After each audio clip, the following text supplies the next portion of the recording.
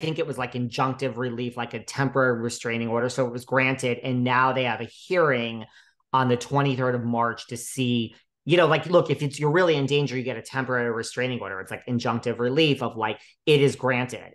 And now we have to have a hearing to say, like, is this valid? And like, is this a real restraining order that will go into the future? Or is this just was temporary and it's all bullshit? But I think the fact that it's granted temporarily means that they believed that Raquel was in enough danger based on the facts that she presented, that it was granted. So it is granted. It's just until the 23rd. And then, Scheana's come out and said, Scheana's lawyered up too. I love when people lawyer up because it's like the business side of it. I can't help it, guys. And so Scheana's lawyers come out and said, this is all facts presented by a known liar and a fan and a girl desperate for fame. And we will find out the real truth on the 23rd. So that's the thing. Everyone gets so people hear what they want to hear because they're so invested. I'm invested in no one except, these listeners. And so I like to just look, I don't know. I mean, can I really see Scheana? I mean, we had Peter on. Peter's like, yeah, I could see Scheana doing that. I don't know if I could. I mean, really, first of all, I don't blame Raquel. I mean, listen, if you took my fucking phone and you put your hands on my phone and you threw it, if anyone puts their hands on me, I would be doing the same thing Raquel is. So if this is true, you would be in serious trouble. Like, seriously, this is why I have no fear of anyone. You want to put your hands on me? Go ahead. I'd rather you not. Like, I don't want to black eye. I don't want to fall to the ground, but I ain't fighting you back. I'm going right to work. You're fucked if you ever put your hands on me. So if this happens and Raquel's lawyering up and has a restraining order, I would keep going. I would take the job away from the girl after 10 years. I would take every penny and be like, you and your fucking kid and your husband, go fucking move out of your house and live in the streets. Live in the streets. Oh, you put your hands on me, you go fucking live. You live in the streets and you rot in hell. And I don't care if I walk by you and your kid and your husband starving to death. I will literally not even throw you a penny. Honestly. And Raquel might be that kind of person because I thought it was very interesting with Peter and this whole Matta Grill, who we obviously interviewed and, been on the show for years, decade more manager at SUR. Peter, nobody is defending Raquel. Like if this happened to you and people said to me, well, what is David like? I mean, I would say like David's an amazing person. He's made a mistake, kind of like what Schwartzy is saying about Scandoval. Raquel doesn't have one friend. Not one person is coming. I don't even think okay, let's forget the cast of Vanderpump. How about just a friend of hers in real life? How about a sibling? How about somebody? Ariana's brother has spoken out.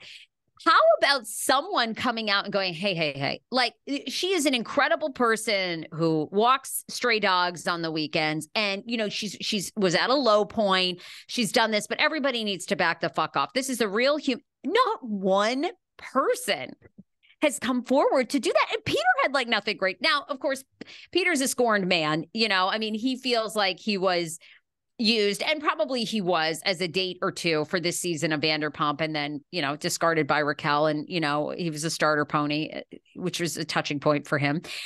He basically told her to go fuck herself on our show. Yeah. And I almost felt bad listening. Listen, Peter had a great time with us. I almost want to issue an apology. I almost want to issue an apology to Mr. Matta Grill because look, we were so, not even you, me, because like I, come up with these questions, but like we were so focused on the Scandoval and Tom and Ariana and LVP. Like the more Peter talked about the starter pony, I was like, yeah, sweetie, like move on. Like that's not why you're here. Like I literally listened to the interview back and like, Peter had a great time. He's not upset, but I listened back and I'm like, man, like I gave no attention to his being upset for being called a starter pony. Do you realize this? We were just like, okay, that's great, Peter. Like you're not here for that, but really you are here because like it is supposed to be about you. I'm like, forget about being a starter pony, babes. Like we got to talk about like, have you spoken to LVP? I'm like, man, like. So I would like to apologize. Very personally hurt. Yeah. I'd like to apologize to Mr. Matta Grill. That was his second appearance and he's a lovely gentleman. We're going to see him at SUR. So I am sorry when you were telling Raquel to go fuck herself on the podcast and you referred to the starter pony. Should have spent a little more time on that, Peter. I'm sorry. Yeah, he was very hurt, but anyway, I'm we live and we sorry. learn. Peter can come back. Yeah.